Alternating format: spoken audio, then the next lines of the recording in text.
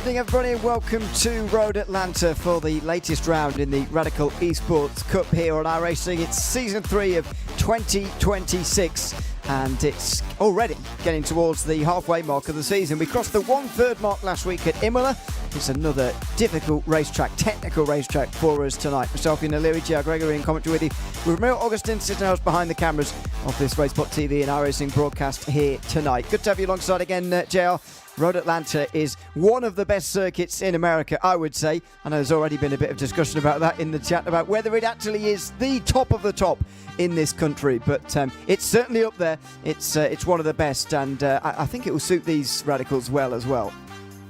It is a fantastic racetrack, and I have a lot of laps out here in a wide variety of cars. The Radical SR10 handles this track extremely well, so we're going to see some great racing. We're going to see some foot to the floor action through turn one, and we're going to see some heavy drafting down the back straight. And don't look away, because it is going to be non-stop here for the entirety of this one. Yes, well balanced, I think, much like last week at Imola as well. Road Atlanta is round 5. Then we're off to a Grand Prix circuit for the last time until the final round of the season next week at Silverstone. And then we're into the second half of the season, starting with Willow Springs, which is going to be a bit of an odd one to go to. Haven't been there too often in the history of the Radical Esports Cup, but that's where we'll be going on the 31st of July. So lot to look forward to in the next few weeks. We're obviously live every Friday evening with these broadcasts through the iRacing seasons. In terms of the standings, in the officials, Brandon Hawkin is leading by a very long way. Now, after only 4 weeks, every single week has counted towards these standings so far, so it's a little bit odd to look at, if you like, and a little bit difficult to work out. But we do know for sure that Brandon Hawkins having a magnificent season. 144 points in front of Jake Williams, who's only just in front of Ketil Larsen and Peter Ivany. James Barry just a little bit further back there in 5th. Then a big jump back to Ole Gulliksen, who's in 6th in front of Max Davies, Heinz Braun. Then another jump to Harvard Gulliksen, who's ahead of Bruno Vitorino, rounding out the top 10. In the Raceport TV standings, that's made up of the races on Friday nights we cover here. Brandon Hawkin is running away with it. He's only not won one race, and that was at Road America, where he was second. Jake Williams is in second place in the standings, 61, ahead of Peter Ivany. James Barry and Ketil Larsen then rounding out the top 5 in front of Max Davies, Harvard Gulliksen, Andre Castro, who's in our top 10, but not the official ones. Same for Diego Perez. Heinz Braun rounds out the top 10 there in 10th position, with 2 top 10s in our Friday night races to his name so far this season. Both standings in iRacing and our ones show that Brandon Hawkin has been the one to beat so far this season. But we've heard week after week, actually in the months gone past, Andre Castro coming in and telling us, I really wish someone was a bit closer to me to challenge me and really have a good race. Well, he's certainly got that now. I mean, he was outclassed at Imola last week, and you don't say that very often about Andre Castro. He has taken the pole here, it looks like, though, by 17 thousandths of a second. But Peter Ivany and Jake Williams are also within a 10th of Castro's time on the top there. It's a very close qualifying session, but Castro has got exactly what he wanted here. Close competition in the Radical Esports Cup. Yeah, he absolutely has, and a little weird to see Castro as low as he is in the official standings, but as you said, only 4 weeks in a 12-week season, 8 count, so all 4 of those could potentially be drops, and Andre's schedule busy with driving touring cars in real life, so he's missed a couple of these, but it is way too early to count out Castro, and as you said, he has thrown down the gauntlet with a 1:15.2 around here. Very, very fast at Road Atlanta to take the provisional pole. Still a couple cars out there, but Castro showed up to get some work done today, and so far so good for fans of Andre Castro. Yeah, indeed. Most of the times have already come through, unfortunately, because this is such a short lap. Most of the qualifying happens very early on in the session. There are still a few out there. By the way, it's a very big field today.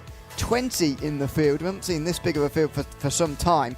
So some more unusual names, ones we don't normally see. And some returning names, actually, from we haven't seen too recently. Rudolf Nagel, for example, in 6th place, haven't seen for a while in one of these, but he's here. Jared Tunkovic has managed to make it on a Friday. We often see him on a Sunday in the Radical Sim Racing Americas Championship, which, by the way, returns this Sunday night. I'm sure we'll see Jared in that one.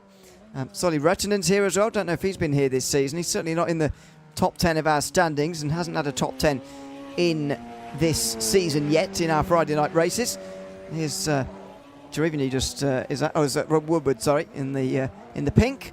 He goes over the line and doesn't seem to improve there. In fact, that lap didn't count. It was a slight improvement and it would have got him to 14th, but it does not count.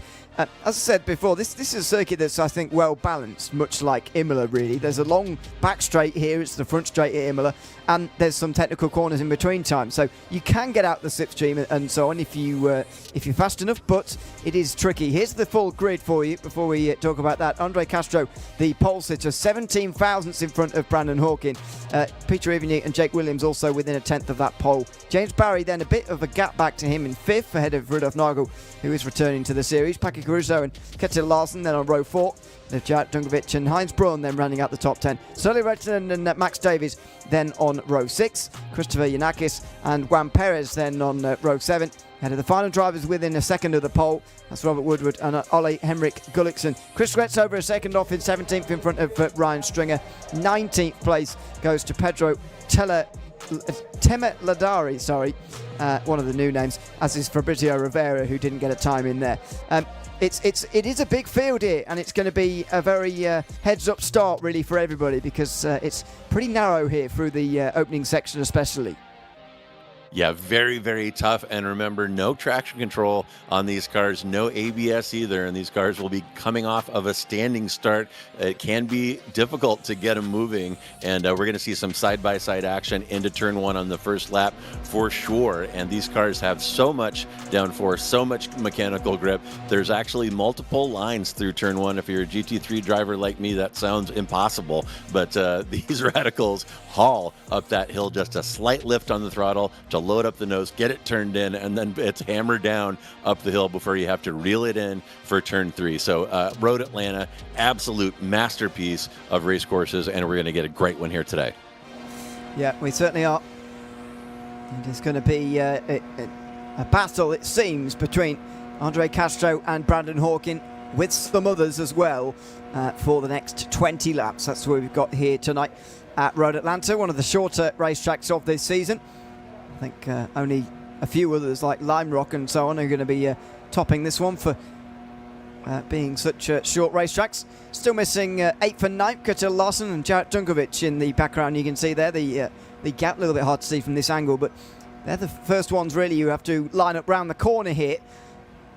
Sort of if you go back to 20th place or so, the likes of Fabrizio Rivera, for example, in 20th, starting a long, long way back, almost down the hill on the way out of that final chicane. Well, Dunkovic is there, as is everybody else. 20 drivers in the Radical Esports Cup tonight, ready to go racing.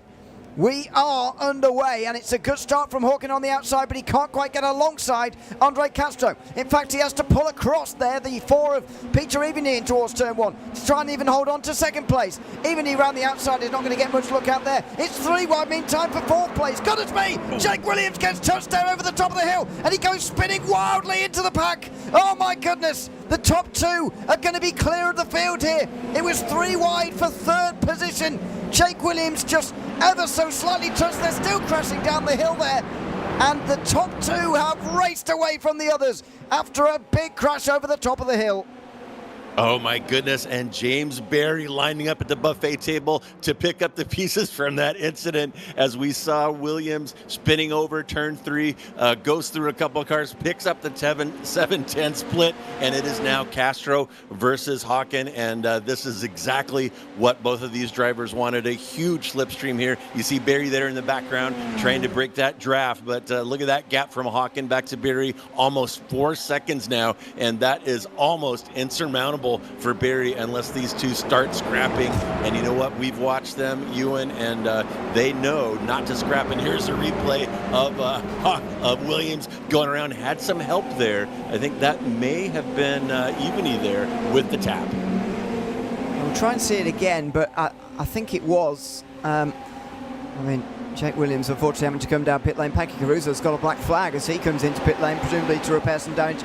Sully Redden on his return is in pit lane as well. Christopher Yanakis is a long way off the back of the pack. I wonder whether he's had trouble here. Oleg Gullikson now losing places. He must have had trouble here. This is what happened down the hill, by the way, afterwards. And it's the It's the tennis Solly Retzinen who initially avoided by going down that escape road just off of turn 3 there. And as everybody's coming past on the actual racetrack, they're not looking to the left to see who's coming. And there's contact down the hill, more crashing. So, I mean, I said it's a narrow first sector here, and there's always likely to be drama, but that is one of the more lively opening laps we've seen and will see probably this season. As Brandon Hawkins closes on Andre Castro again.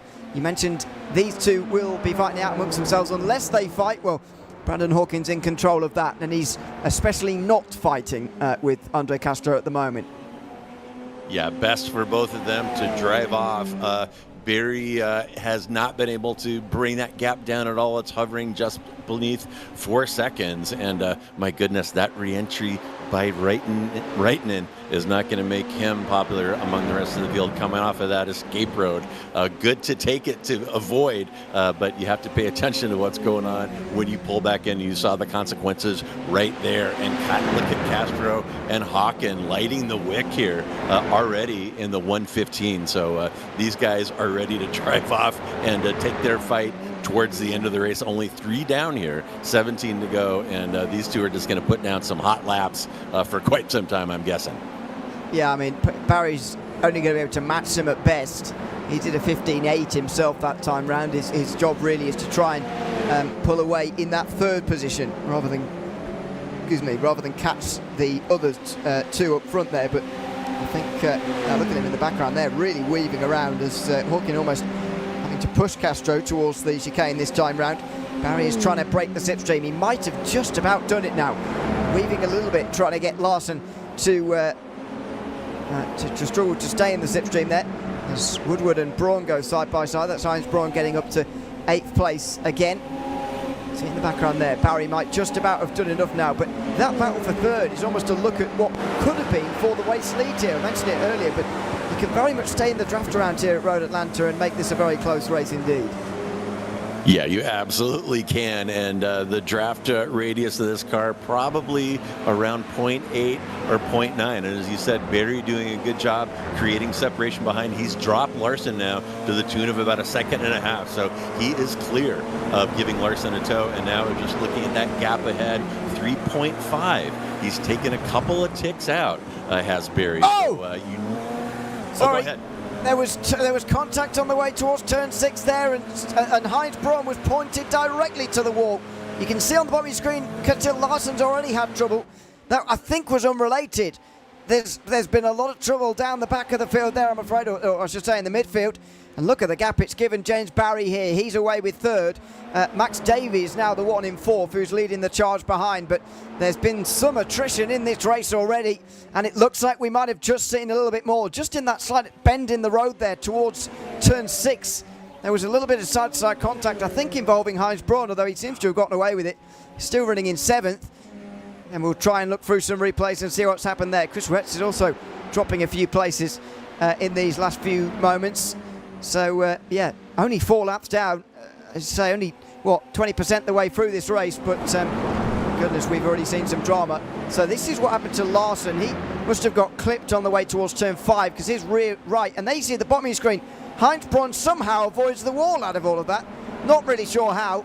A flash of the lights there from somebody who is in trouble because of that. I can't actually see who that is. This is what happened to Larson. And he just got hit there. It's a slight bit of contact, but that seems to have blown the rear right, or broken the rear right suspension. And then look what happens here. Braun and this other mystery driver, might be Yanakis, although I thought he was already off, to be honest. Flashes the lights, they make contact towards turn 6. It's a right mess through the middle sector there. Boy, it really is, and I think that was Yanakis in that kind of Barney paint scheme there with the purple and the green, but we have massive attrition up front, and that attrition has led to some huge moves. Look at Robert Woodward right now, sitting up 8, running in P7. If he can hang on to that, that'll be one of his best finishes of the season. Max Davies as well, sitting in P4, is up 8. So all kinds of kerfufflage going on here at Road Atlanta that we normally don't see that out of this group, but some rough stuff here early. Look at the amount of positions changed there. I can't remember the last time we saw so many in a race. Davies into the top 5 from outside the top 10. Woodward up from 15th into 7th. Evenly down from 3rd to 9th. And obviously the guys at the back having big trouble, likes of Caruso, Williams, the biggest ones going down. They're pretty much as good as out of this race here. Nate Williams, of course, 2nd place in the iRacing and race spot standings, so be losing significant points on that. And the reason being, of course, because this is week on week, the highest SOF of the week. This is the big race for these guys. If you want to win the championship, you need to be going well on the Friday nights, and so that's why this can be especially damaging for Jake Williams. As you mentioned, only 8 of the 12 weeks count, but you don't want to be just giving away these weeks early on in case you have bad weeks late on in the season when you're needing results. So Williams won't be pleased about this, because he's barely going to get anything out of this race now. Yeah, and Williams definitely not going to be happy about this, especially when he had pace. I think he started in either 4th or 5th, and at Road Atlanta, if you're within spitting distance of P1 down the stretch, we've definitely seen 2 firsts coming off of that back straight. You can move up very quickly using the slipstream when crunch time comes around. So Williams not at all happy about how this one has unfolded. As you said, high points up for grabs here, highest SOF of the week here, our broadcast race, 200 plus for sure for the top couple of cars. So a big miss for Williams, as you see Davies pushing through that exit of turn 7, one of the critical corners here on the track. Davies definitely is going to have a run here. What is he going to choose to do with it? Looks like he's going to choose to give Jared Dunkovich a little smooch and help him down that back straight and live to fight another day. Yeah, they might be trying to properly get rid of the others behind, because it's not such a big group behind anymore like it was when James Barry was almost getting himself away from these guys. It's a much more fractured field than that. You see that in the background. Heinz Braun's doing his best to stay with them. As Castro and Hawkins stay as they are, 1st and 2nd. So Braun trying to catch onto those guys. Rudolf Nagel is next in line, but can't quite stay with them. He's only just in front of Woodward and Evenly, who are side by side themselves. And Fabrizio Rivera, by the way, who was the very last driver in this field to begin with, is now inside the top 10. Ryan Stringer will be trying to catch up as well. It is busy back here, very, very busy indeed. This is where the real big group is, and it involves some of the big names like Peter Evenly, who is rather amazingly really still in this race after that contact with Jake Williams over the top of the hill there. Yeah, Evenly pedaling hard right now. Qualified P3 and now sitting about 6 positions down, and really wanting to get through Woodward. And cheers to Woodward, who did a really good job holding him off there over the top of the hill into turn 3. I would have thought that Evenly could dispatch him pretty easily there, but Woodward with some game defense. Certainly. He's under pressure now, though, from Evenly. You'd fancy him as a faster driver here, Peter Evenly, but that's not how it quite works in these larger groups like this one. Inside line surely will get in the place now, though, and he sweeps through on the outside as well. And that's Rivera as well, going from one side to the other. And he gets through on Robert Woodward as well in towards the final turn. So that's nicely done. And always great to see these drives through the field from some of these guys who start down towards the back. And see, as we joined qualifying, Rivera had a black flag next to his name for some reason in qualifying. Not entirely sure how you can pick up one of those in a qualifying session, but anyway, he was forced to start from the back and is already up to 9th here in this group, further back there. But Andre Castro and Brandon Hawkins still run 1 and 2. They're going to battle it out for this race lead, but the question is when they're going to do that, because for the moment they've we've not seen a single pass between these two yet, even though Hawkins has had the chance to. He's decided not to for the last few occasions. Yeah, Hawkins showing his hand right here. He is going to make his move on lap 20, probably right there into turn 10A. And for the time being, he's willing and happy to stay behind Castro as they continue to extend that lead back to Berry. Now, Hawkins to Berry gap grown almost to 5 seconds now as Castro and Hawkins driving away. But yeah, Hawkins does not want to be in P1 until he crosses, comes out of the final turn on the final lap. And Castro's got to be thinking right now how he is going to defend that entry to turn 10. And that is the key to success and the key to failure here at Road Atlanta, that inside defense in turn 10. How do you overcome it? And we've seen some great moves down there over the years, and we're going to see another one here. There's the different flags on the show here today, by the way. Lots of people from all over the place today. It's America versus Canada at the front. Lots of Europeans. Also, Chris Wetz is just from iRacing, it seems.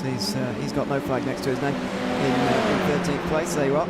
But out front, Holkin and Castro still as they are. Look at that for 4th place. Dunkovic pulling it right over to the right-hand side, and Max Davies is bump drafting him down the back straight here in towards the final chicane, and he's not attempting to make the move. Their sort of objective of keeping Heinz Braun away from this group hasn't worked clearly in this fight for 4th position.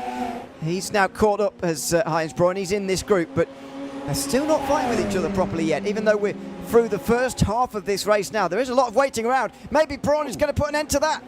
Max Davies goes to the inside of Dunkovic. He slides straight in front of Dunkovic, and he gets through. Braun very nearly follows and can't quite do it, but that was, wow. That was Davies there, fearing he would lose a place, taking one away from Dunkovic instead. Yeah, Davies needed to get something done there, as you said. Braun had chipped that interval way down, as you see right there. We'll get in with, I guess that's Dunkovic right now, coming up behind Max Davies. But yeah, Davies needed to pull the trigger, got it done there. And now Braun still has 2 targets in front of him, though, slightly different order. But Braun, no slouch in these cars, and Dunkovic driving in his mirrors right now. Yeah, certainly. Look at the weaving as well to try and get out of the draft here. It's difficult, but it is possible. And if these two fight properly here, Braun and Dunkovic, then Max Davies could get away. Now, is Dunkovic just going to let Braun go? Not quite.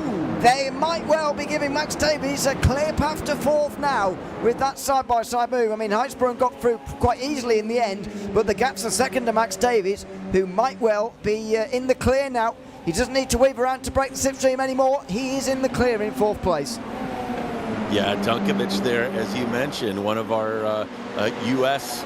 Radical League participants that we'll be showing here on RaceSpot TV on Sunday. But Dunkovic working on his turn 10 racecraft right there.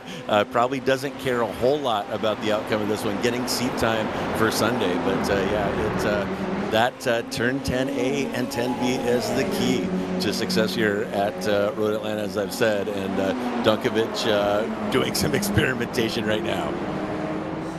Yeah. He was flashing the lights at Braun there down towards turn 1 as if to say, I'm not going to try and overtake you, let's get back into line and try and bring Davies back again. We'll see whether that holds as they get down the back straight this time. The leaders are still as they are. We'll keep an eye on them because that will change at some point. But there goes Dunkovic straight to the back of Braun as they go through the right-hander there. It's a little bit dangerous to do that, but Dunkovic was aggressive in the pushing. Almost like a super speedway oval race, but he's gotten him within sort of 6 or 7 tenths of a second now behind Davies. Now what's Evany going to do, because he's now pretty close to Dunkovic, who goes a bit wide there. Nagel is here as well, and they all stay as they are. I wonder whether they have just worked together well enough to bring Davies back now. Yeah, quite a fight there developing for P5, and Dunkovic right now pushing Braun down the back straight, kind of in a similar position to what we just saw with Evany cranking that gap down. Now Evany wants a bite of this whole situation, and Dunkovic might want to put Braun in between himself and Evany, who is still trying to fight back from that early incident with Jake Williams. And here comes some side-by-side. Oh, just a peek there by Evany on Nagel. Or that's, I'm sorry, that is Rivera and Evany. And Rivera's in here as well now in 9th place. There's a mistake from Evany there because Nagel is now ahead of him, so he must have gone a bit wide through turn 5 or something. This has just allowed that to happen. Dunkovic not close to Braun here to give him a push, and so they're no closer to Davies this time round. In fact, they're probably further away.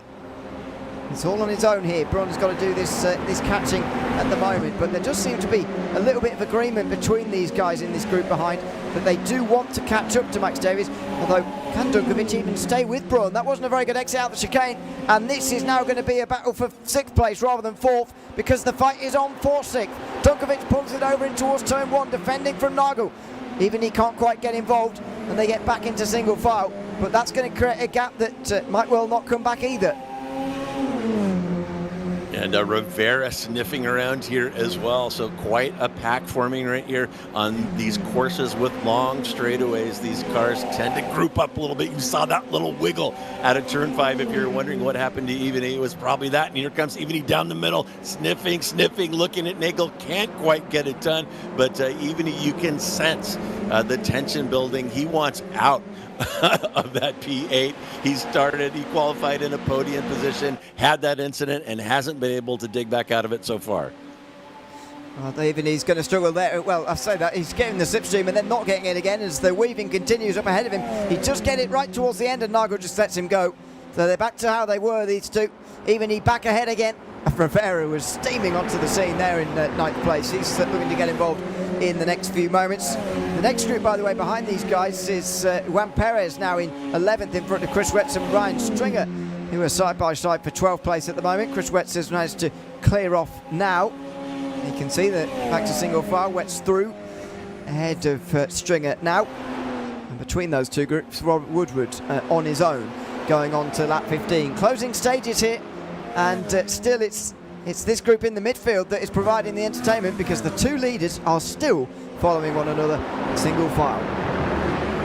Yeah, about hitting the 75% mark right now. And again, Håkan happy to follow Castro. We're not going to see anything happen there until lap 20. But for right now, this battle for P5, absolutely nuts. And tip of the hat to Rivera right now, running in P9. He is the hard charger after failing to set a qualifying time, up 11 position. So Rivera storming through the field in that out-of-the-box iRacing livery on that SR10. Yeah, indeed. The default, as it were, the classic towards the chicane. No change this time. Nagel holding Evany back. And maybe this group of 6 being split into 2. We'll wait and see. The front 2 still as they are. Andre Castro and Brandon Hawkin still nose to tail. Still not making a move though. Here's Brandon Hawkin. I obviously understand the reasoning for leaving it this late, but he's giving Castro a long time to really work out what Hawkin's trying to do here and try and stop it from happening. Maybe Hawkin will try and come through on the penultimate lap, or something will happen very soon between these two. Or maybe he is just going to leave it for a run all the way down to the chicane on the very last lap and give himself no further chance to get through. But this is still very tactical, and still Hawkin is waiting for his moment. Yeah, great stuff. I would love to be in the helmets of these two, and hopefully we'll get to chat with one or both of them after this one to see what they're thinking. But Håkan has just been all over Andre Castro for this entire race, and just kind of letting Castro know, you're not going to drive away. I'm going to be right here down the stretch. And Håkan hasn't really done any head fakes, hasn't shown his nose, hasn't really tipped his hand, aside from just showing Castro that he has the pace to be on his bumper come crunch time, which is right around the corner now, about 4 laps to go. It has split into 2 here, this group of 6. Nagel past Rivera, or rather staying in front of Rivera.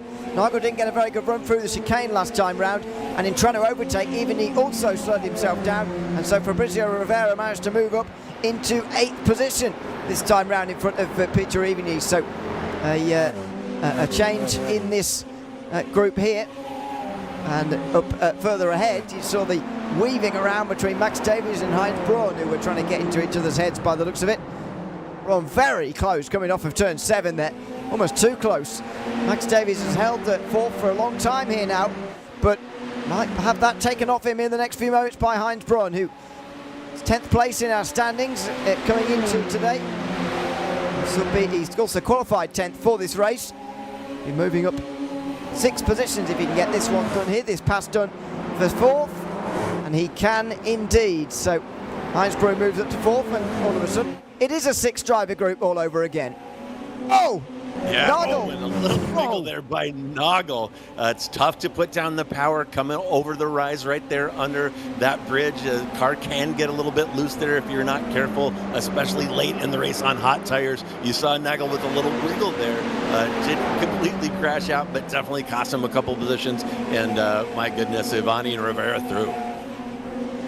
Well, that was maybe contact induced. It was a big save from Noggle, though.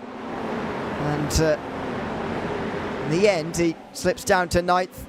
Maybe the place to be with 3 laps to go, because who knows what can happen in front of him in the next few moments. Let's just see whether there was contact here. He went a little bit deep, almost following Dunkovic. Did he get hit by Rivera? Yes, he did. So, it's a slight touch, and how he saved that while also Rivera and Evenly going past him without crashing themselves, I'm not entirely sure, but that was very well done from everybody. Over the line, meantime, 2 laps to go for Castro and Hawkin. Is there finally going to be movement here on lap 19? Yeah, here we go. Up turn 1, foot to the floor, in 6th gear, gathering it up to careen down the S's here. The only way to describe flogging one of these SR10s downhill here at Road Atlanta is careening. Try to gather it up again through this very bumpy and hazardous turn 5 off to the side. Castro stretched that gap a little bit in that sequence, but and the thing about Road Atlanta, you can stretch it a little bit in the twisties, but as long as you're within a couple clicks here coming out of turn 7, it is all for naught. That competitor is going to be right back on you by the entry to turn 10. Let's see what happens this time through. Is there going to be movement this time round? Is Hawkin going to go on the penultimate lap? Is Castro going to try and let him pass? Are there going to be mind games here? Hawkin does pull alongside for the very first time in this race. It's taken 19 laps, but Brandon Hawkin does go through on the inside of that final chicane. Now, has he got a trick up his sleeve to stay in front for this entirety of the final lap? Boy, Hawkin rolling the dice there. And there is a little smooch by Castro. Not sure what he's doing, tapping him there as they enter that top uphill turn 1. But here we go, final lap. Looking back from Hawkin's car at Castro, the gap about 4 tenths right now. And Hawkin daring Castro to keep up with him as he stretches that gap. Can he get out of draft range during this sequence until before they get on the back straight? Crazy stuff right now. Well, by the way, behind, Heinz Braun has had some trouble in that second group, but that leaves 5 fighting for 4th place. We'll see that at the line here after we've seen these 2 come across the line, but it looks like it's going to be Brandon Hawkin's day again. That mistake from Castro in towards turn 1 might have just lost him this race. It's going to be 4 in a row for Brandon Hawkin if he can hold on here, and unless there's going to be a mighty slipstream for the American, Brandon Hawkin's going to win this into the final chicane. Hawkin is too far in front here for Andre Castro, who will be ruining a last lap mistake here tonight. Out of the final turn, Brandon Hawkin is going to go 4 in a row on Friday nights in the Radical Esports Cup. We've not seen dominance like this for some time. Hawkin wins and Castro slows to the line to finish 2nd in front of James Barry, who's going to finish 4th. Max Davies looks like he might well just hang on here, although it's happening all behind. Dunkovic versus Evenly it is for 5th position, and Evenly gets himself back through again. Davies slowing towards the line, but he just holds on. Heinz Braun ends up 8th, by the way, because dropping down the field on the last lap is Rudolf Nagel, all the way to 14th position for some reason. But in the end, it's Hawkin who wins again. And he's gone 4 in a row now this season. What an extraordinary season he's having. And my goodness, what brass by Brandon Hawkin. He did not wait till the last lap, makes his move on lap 19, dares Castro to catch him, and Castro can't do it. And Hawkin said, I can pass you, give you a chance to get it back, and you're not going to do it. Hawkin wins. Incredible.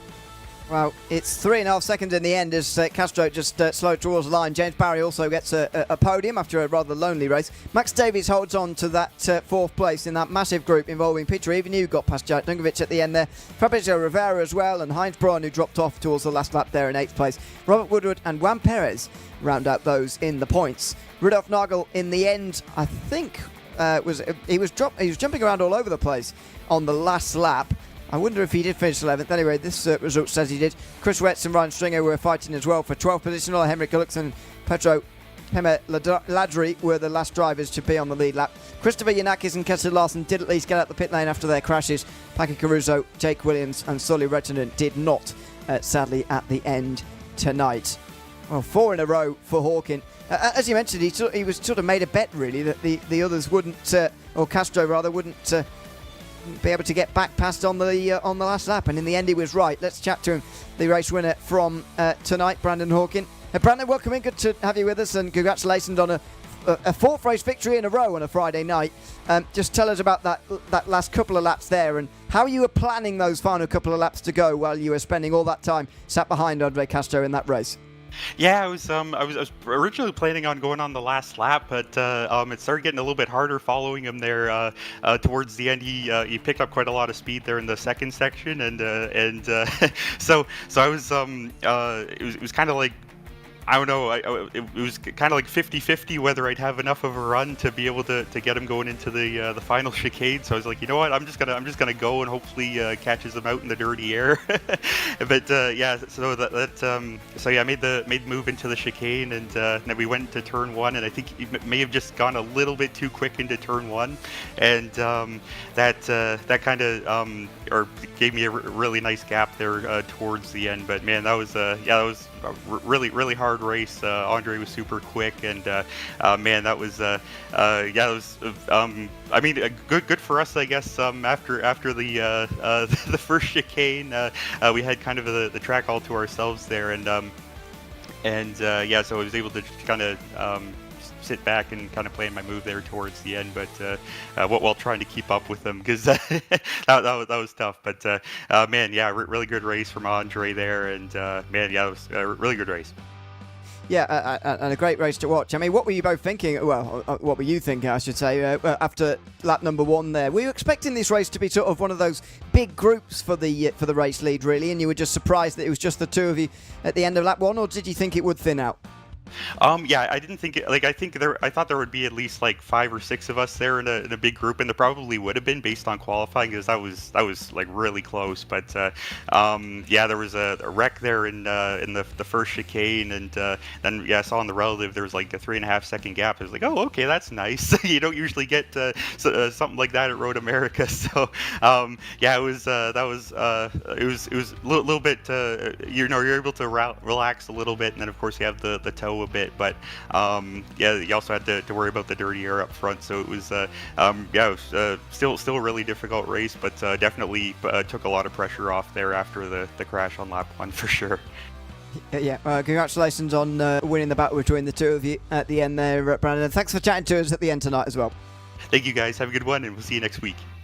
Thanks very much, Brandon Hawkin, chatting to us at the end of that race victory here tonight at Road Atlanta. Second place for Andre Castro, who joins us now as well. Andre, welcome in. Good to have you with us. We were just talking to Brandon there about the final couple of laps and how it all transpired. Where was the key moment for you in that fight? Just, yeah, I mean, I think I was surprised he passed me with 2 laps to go, because I thought he was going to wait to the last lap, so I was in a perfect spot, and then yeah, just completely soiled it into turn 1, lost track of my braking zone, because I had been leading the whole race.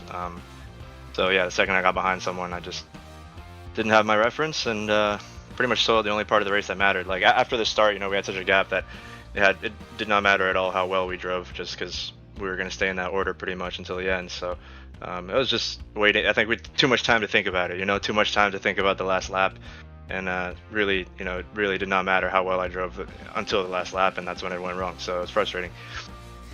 Does that add an extra level of frustration, really? That 18 laps of that race didn't actually really matter because you didn't do anything to get away in a normal way because of the crash behind you.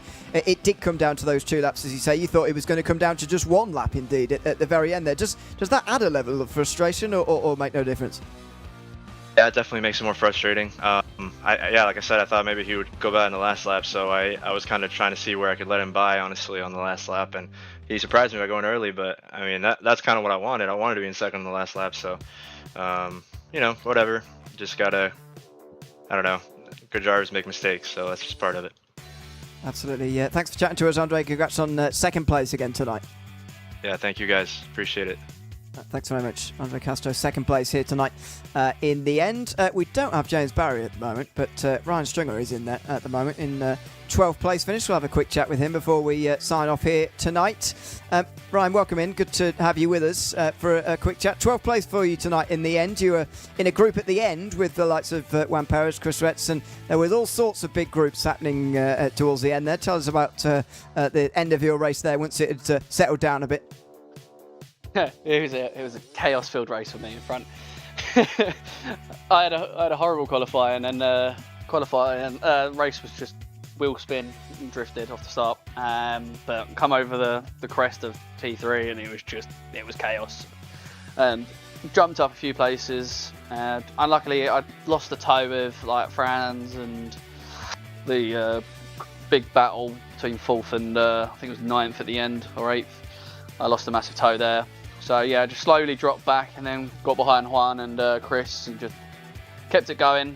I made a nice little move towards the end for the final chicane, just couldn't keep it stuck. But yeah, interesting race for tonight. Well, certainly. I mean, I don't know how many other officials races you've been doing this week, but what about that start there? I mean, we know that Road Atlanta's narrow and difficult at the beginning, but that was a huge sort of mess at the start, wasn't it? Oh yeah, I mean, I'll be fair. I didn't do a single lap until qualifying of driving around here. The last time I drove around here was in MX-5s, so I'd have some good knowledge with the track. Just struggling with finding the limits of the car and qualifying. But yeah, it was really a decent battle after it all settled down. But yeah, it's just a learning curve of going to these off-balance tracks where you one little wheel spins you into the wall, which I think we saw quite often. Congrats on a good run here tonight, Ryan. Thanks for chatting to us at the end. Thank you very much. Thanks very much, Ryan Stringer there also in 12th place. I think Jared Dunkovic is just down there to chat, so I'll leave him be.